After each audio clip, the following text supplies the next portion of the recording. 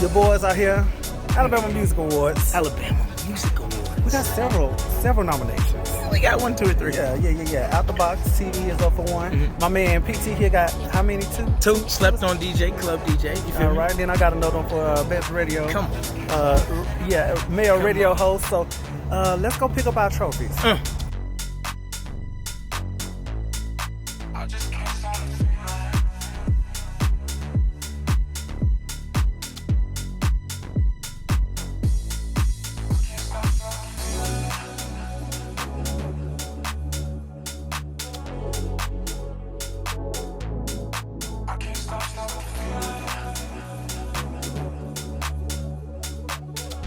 Hey, shout out to the homie Zach Allen. Got the homie Zach Allen on live right now. Just won Bama Club DJ. Let me tell you, nobody wants you to be better than your big homie, all right? I always want this nigga to be better. That's why he there. Hey, congrats, bro. Keep doing that shit. Look at him, man. He shed tears for real. He shed tears for real. Hey, that's my guy. Congrats, man. Congrats. All right, where you at, Elijah? Alabama Music Awards. Yes, so we didn't pick up any of our awards, but we were nominated, which means we're now on somebody's effing radar. They noticed us. But you know, if nobody's told you, PT, I'm proud of you, my boy. Hey, you know what? I'm proud of you too. Appreciate you. Hey, because let me tell you, we was nominated separate. Yes. And together. And collectively. Come on, man. Which means, like, as we always say, you got 2 powerhouses that work together. We bound to just... Hey, and we still interviewing legends upon legends upon legends. Yes. So what I need you to do is tell a friend that Out the Box TV is here. And guess where we're going? To the world!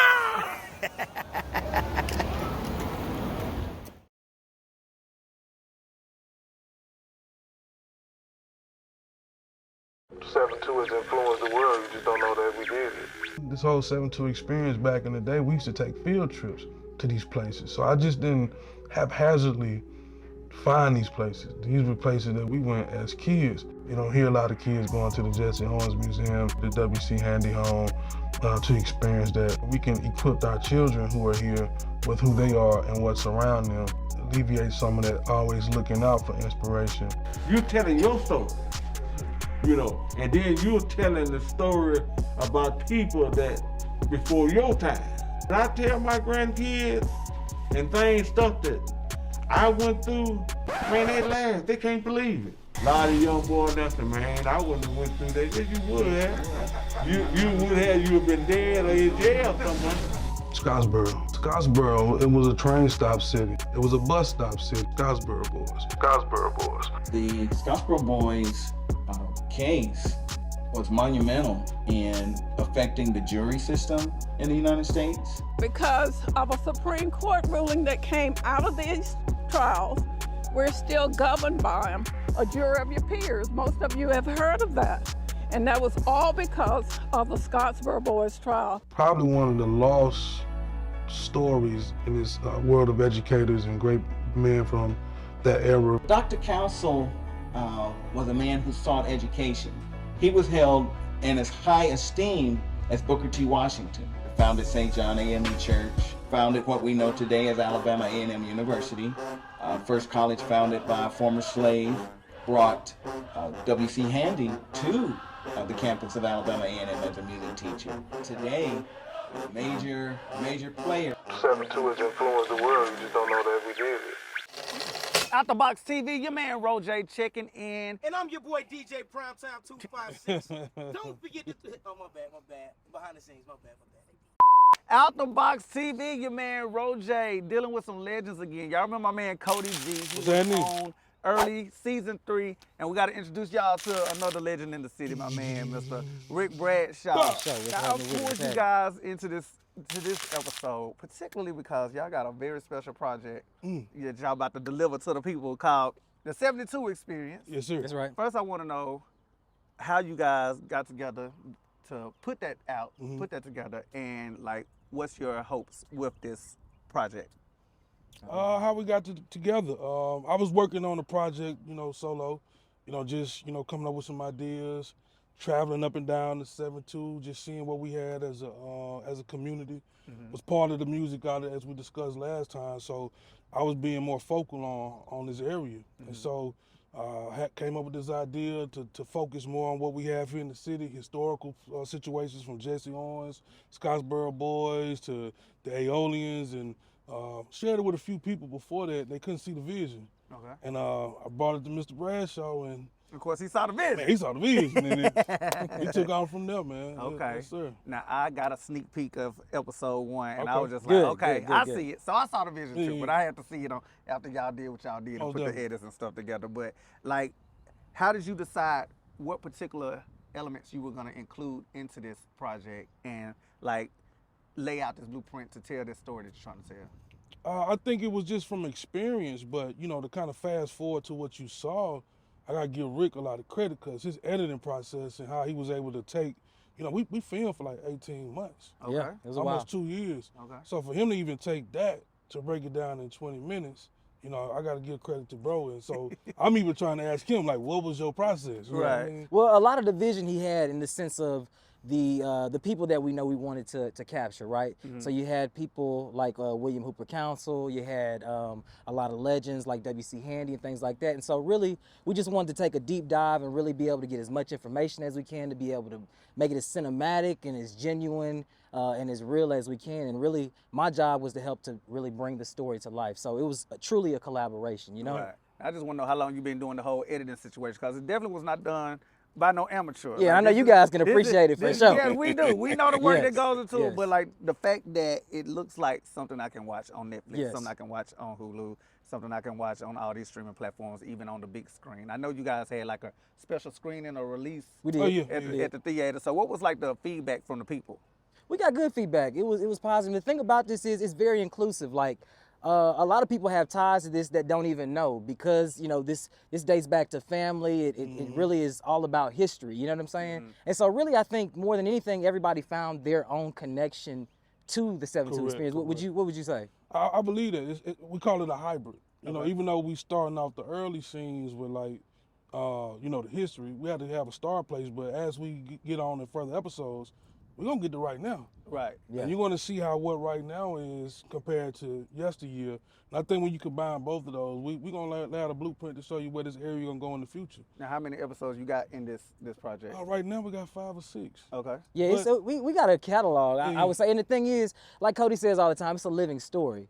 So this is something that's ongoing. And I think one of the best words to capture what we're capturing is culture. That's something that's living. It's ongoing. It doesn't stop. You know what I'm saying? Right. So I think this would be the same.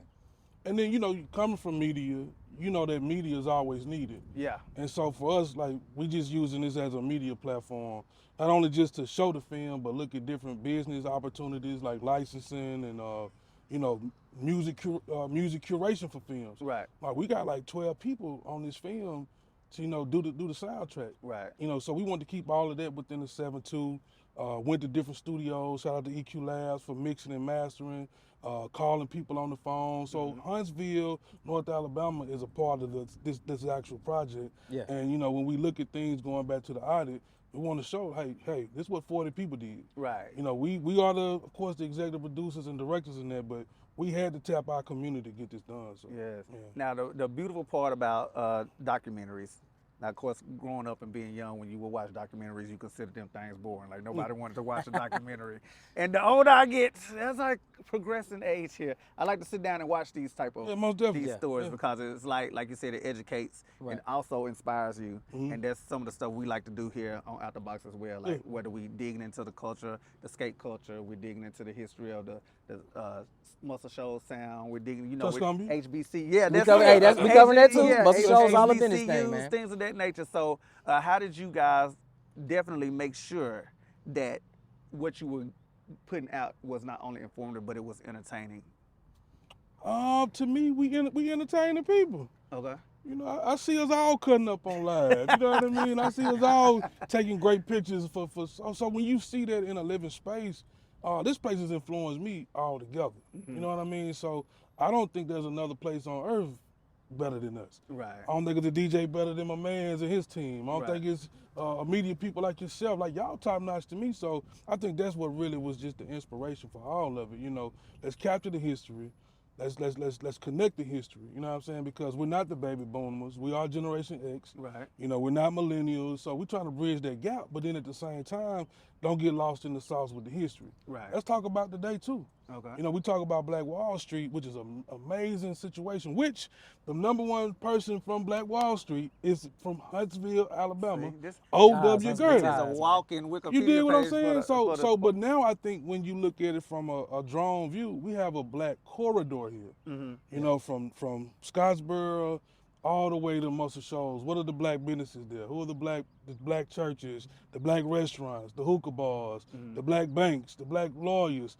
And so we're bigger than a Black Wall Street now. We are a black corridor here in North Alabama. Okay. And so that's what we're gonna kind of speed up and catch that story and talk about the now a lot as well. Okay, now I always joke on myself about this situation because, you know, I think we take for granted some of these landmarks that we have in our own backyard. Yeah. And like when I did the episode with the Alabama Music Hall of Fame and things of that nature, like I grew up in Tuskegee and I'm just like, of course I knew this was here. I never stepped in the building to figure out what was in there, you know what I'm saying? Yeah. And I know there's a lot of places like that, like you mentioned the Jesse Owens Museum and things of that nature. Like, how did you make sure, like, did you like research what you might have overlooked, or did you just do you kind of know where these spots are and you just like somebody got to know? It's funny you say that because it all started from field trips as a kid. Right. But as you embark on that journey, it's you find out more. You know, like Mr. Hampton, that guy's a gem in this city. Indeed you know, he is. And everything that he knows about this city and this area, you know, he opened up a drawer. It's just a treasure chest for us to be the youngsters, you know, up under him. Like we gonna film it. You know what I mean? So it's just too much. Yeah. And like Rick led to, this is a living story. Like we're not gonna stop. Because it's people coming after us that are probably gonna be just as big as Little Richard or you know, Cookie Johnson. You know, Right. so it's just a continued story, man. So Okay.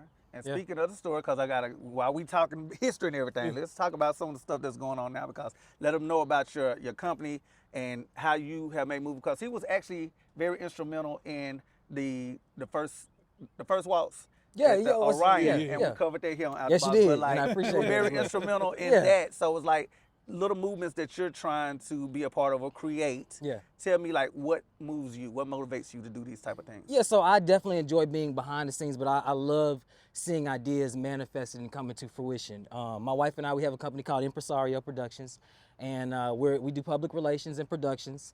We're cultural curators, like Codie and us. So we just do a lot of things that are with the culture, whether it be a festival or a show at the VBC or the First Waltz, the 5 Points Block Festival that we do, dealing with maybe Love and Marriage, Huntsville. We just do a lot behind the scenes as it relates to executive producing and really curating. And again, I think it goes back to culture. So we want to make sure that we are genuine and make sure that we're genuinely reflecting the culture of Huntsville. You know what I'm saying? we're culturepreneurs. Yes. Entrepreneurs, I love that.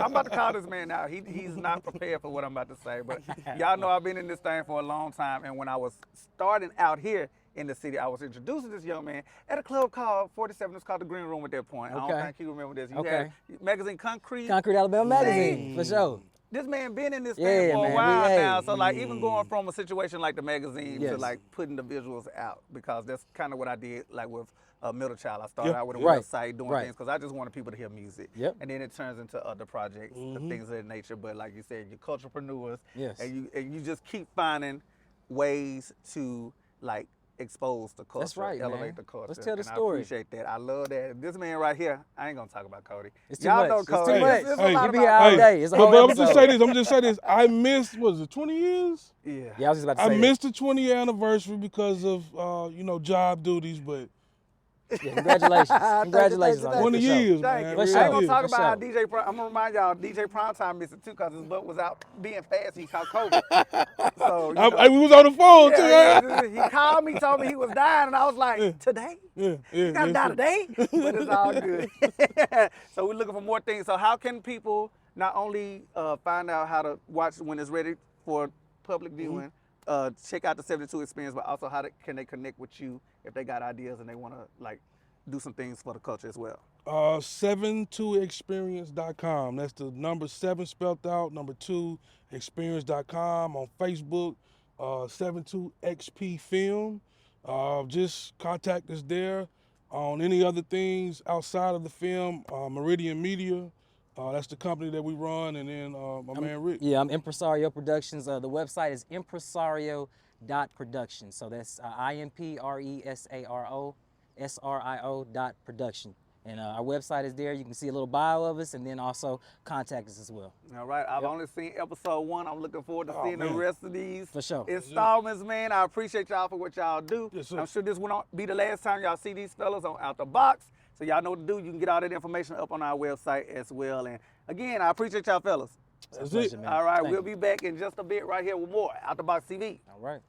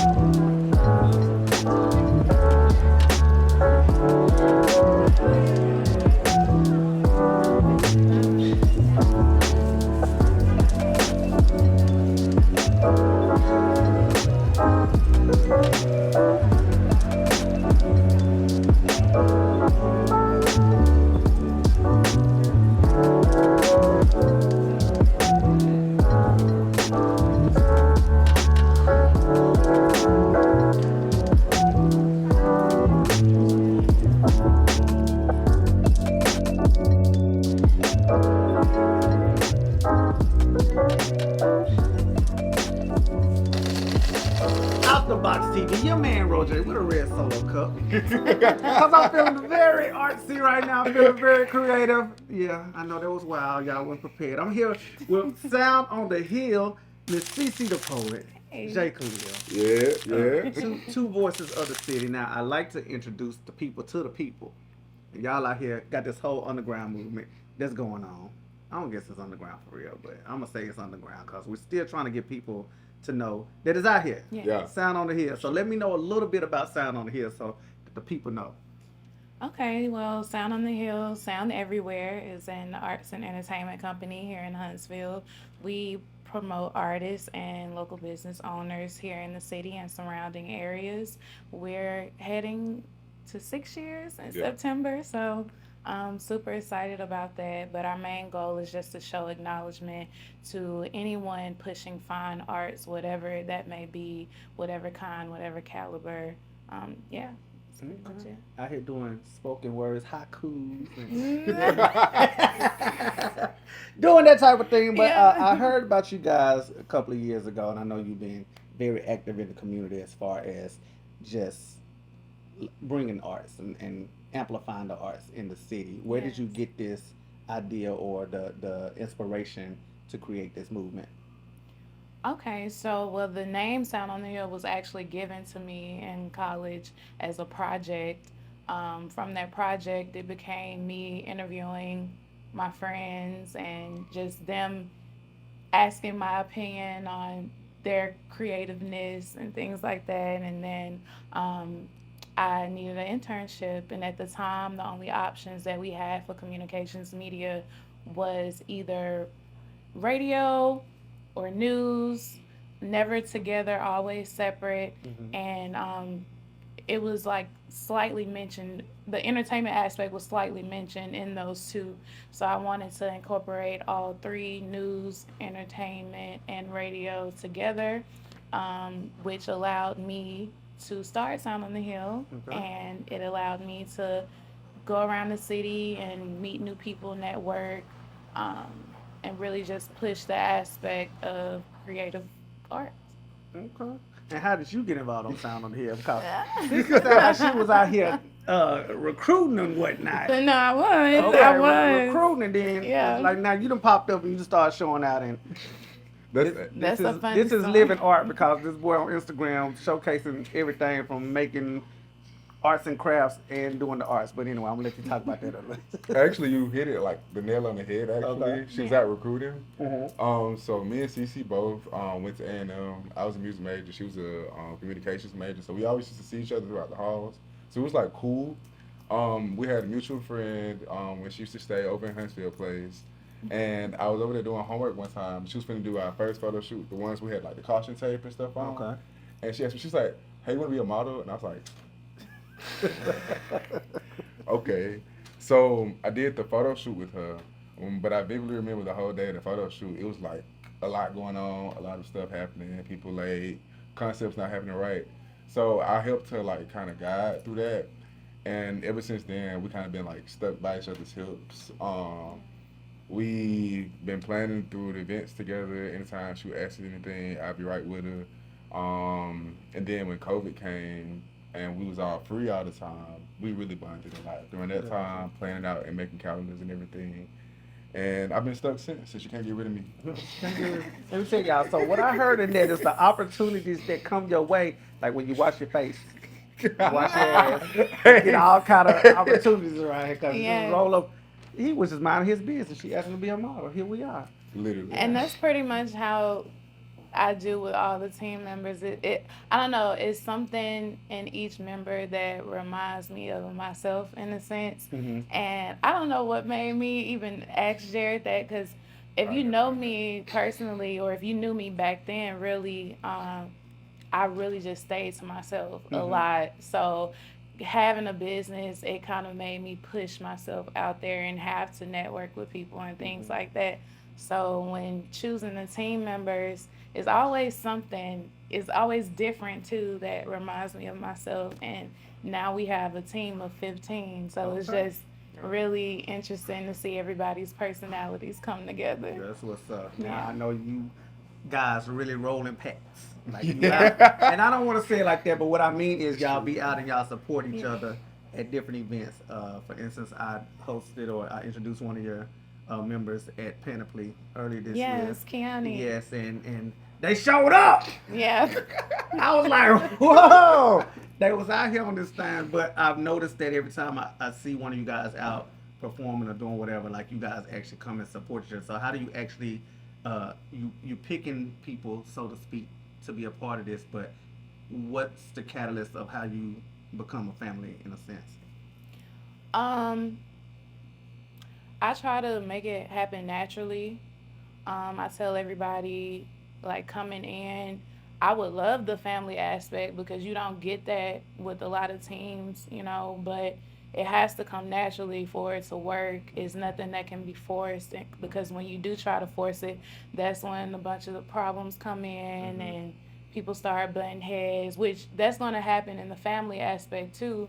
But I would rather it happen on a natural aspect than for us to just be pushing that just for cameras or content or things like that. So when you do see us support each other like that, it's really genuine. It's us like watching each other grow and being happy when we see each other on stage, because we know how like the amount of hard work it took to get there. And so it's just really a blessing to see it all come together because it wasn't planned. Okay. So what are some of the challenges that you guys have overcome as a group on Silent Hair over the course of these 6 seasons? And that's actually what we call them too. Yeah, we say still call them every seasons. time like we started with the team, we definitely say we in a new season. I would say we've just overcome the aspect of just understanding one another and being open-minded to each other too, because we all are different and we all communicate differently, and so it's better to learn each other's triggers and, you know, how people communicate when it comes to certain things. And I think that's what makes us closer, and that's what makes the team stronger as well when we find ourselves in, you know, difficult situations. Okay. And you mentioned that you guys were kind of formed on the Hill, Alabama A&M. Yeah. Is the group exclusive to A&M students, or is this like a citywide situation, statewide? Like, how do you? No. Okay. So.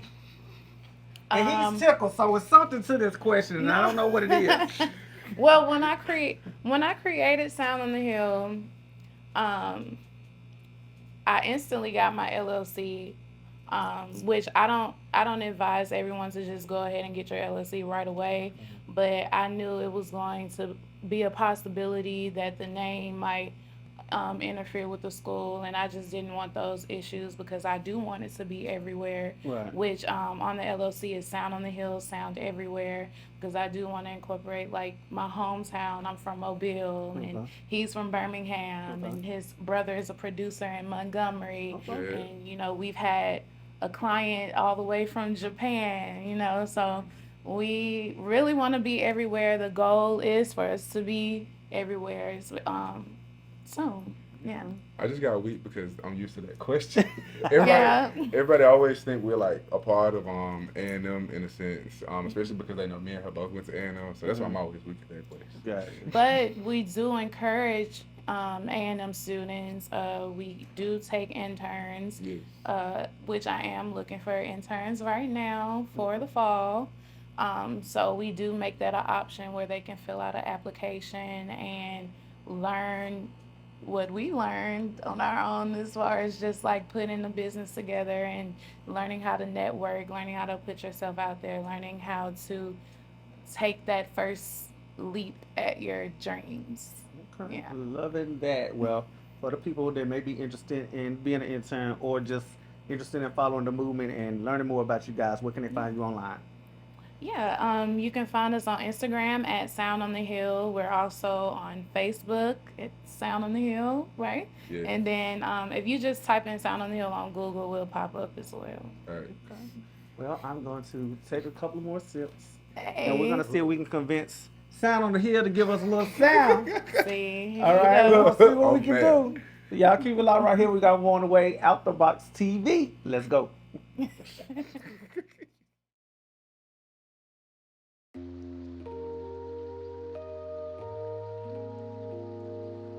If I love you and I tell you, I'ma mean that shit. But sometimes you think you slick and your mouth too quick. And sometimes you think you funny. See, I'm not the origami folding type. I hold you down like boiling rice, like the blocks of ice at the bottom of the freezer, like soul advice, but you can't understand my tone. I'm like versa vice. You say vice versa, like shit makes a difference before you smell it. Let you tell it.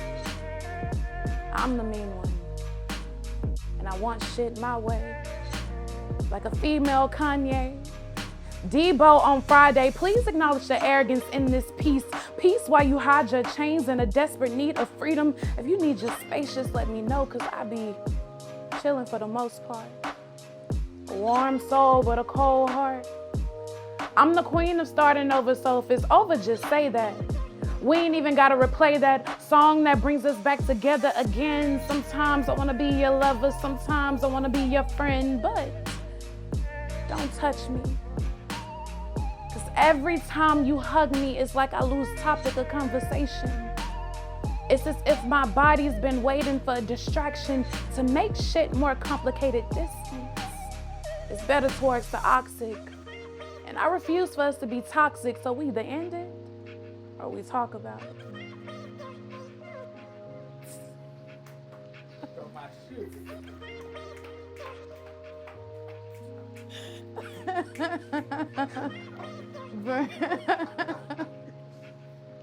Good shit.